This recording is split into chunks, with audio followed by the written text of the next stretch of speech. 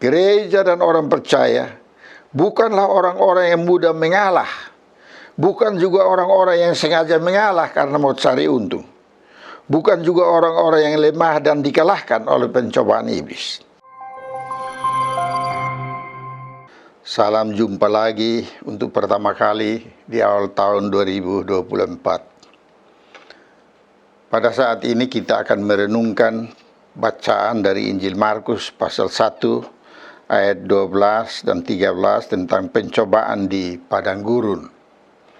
Tapi sebelum kita merenungkannya, marilah kita berdoa bersama-sama. Kita berdoa.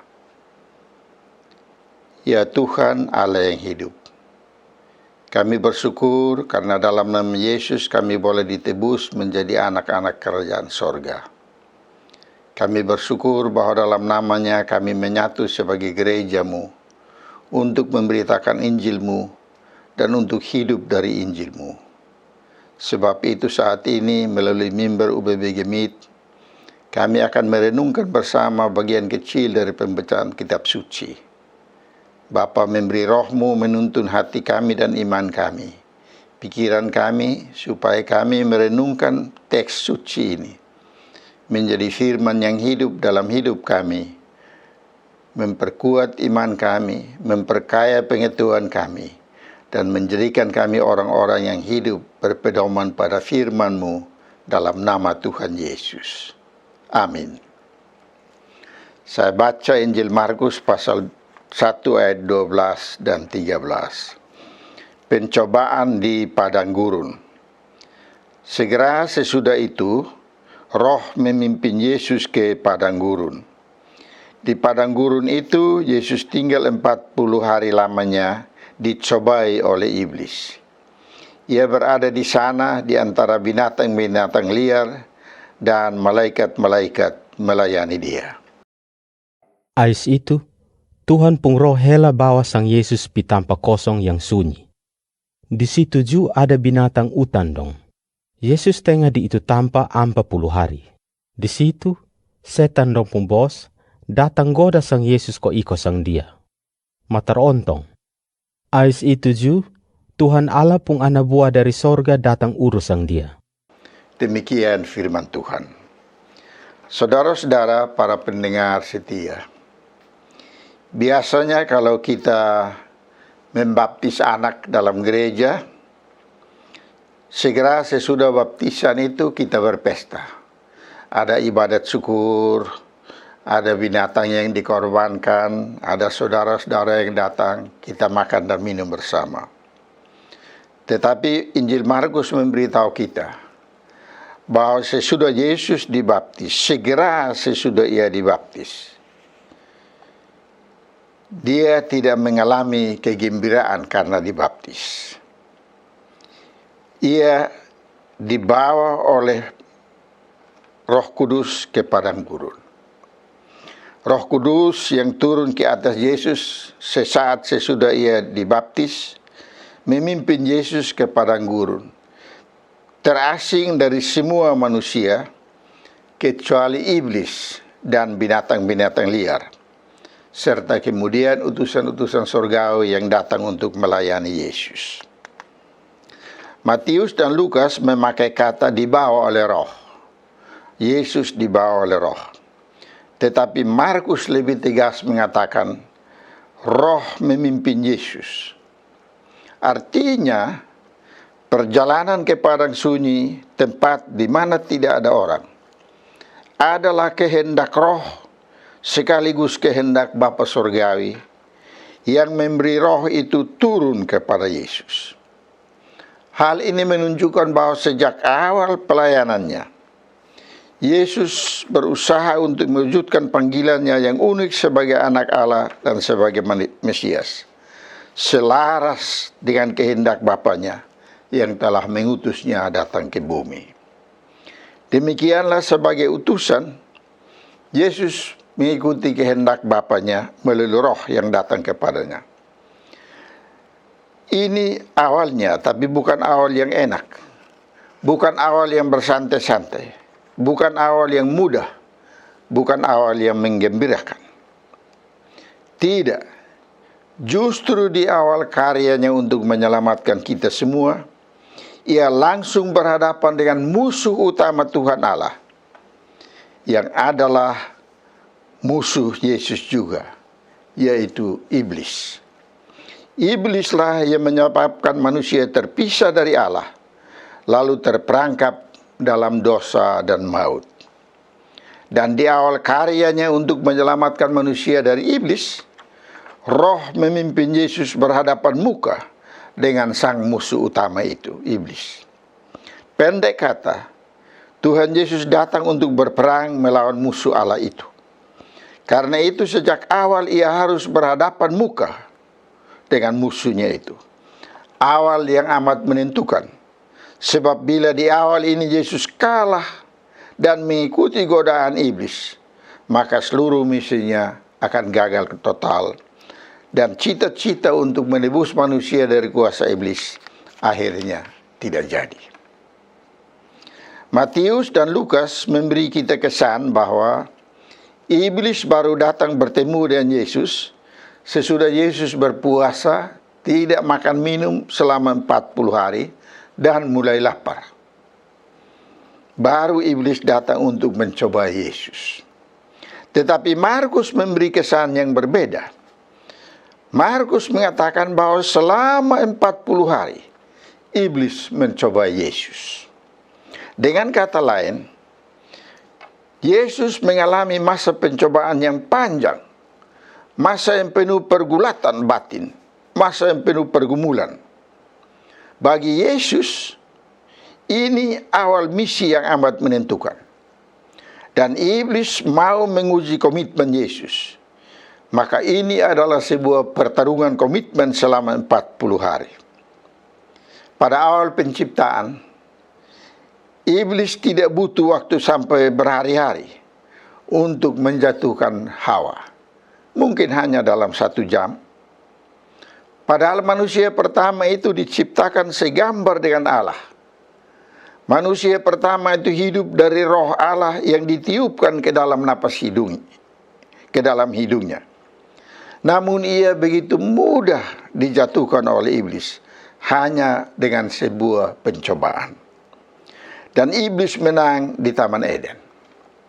Tetapi kini di padang gurun tanpa manusia lain, iblis menghadapi Adam kedua, Yesus, Mesias sekaligus anak Allah. Dan ternyata Yesus jauh berbeda dari Adam dan Hawa. Yesus lebih sanggup menghadapi dan melawan pencobaan iblis, bahkan mengalahkan iblis. Iblis kalah dan Yesus menang. Suatu kemenangan awal, tapi perang belum selesai. Yang kedua, pencobaan selama 40 hari itu barulah awalnya. Suatu permulaan dari karya Yesus secara keseluruhan selama kurang lebih 3 tahun. Injil Markus menunjukkan adanya rangkaian perjuangan melawan kuasa iblis yang masih terus berlangsung.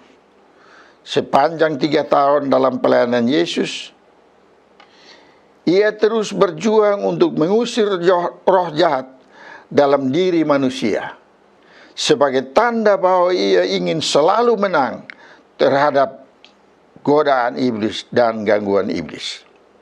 Dengan demikian, dalam Yesus, kerajaan Allah yang sedang menyata, walaupun disertai dengan perjuangan mati-matian melawan iblis dan segala manifestasi iblis dalam hidup manusia. Jadi sejarah pelayanan Yesus selama 3 tahun adalah sejarah panjang pergulatan kuasa kerajaan Allah di dalam diri Yesus melawan iblis dengan segala manifestasinya. Dalam hal ini kita ingat perkataan Yesus. Jadi, jika aku mengusir setan dalam nama Tuhan Allah, berarti kerajaan Allah ada di antara kamu dan sedang menunjukkan kemenangannya atas iblis.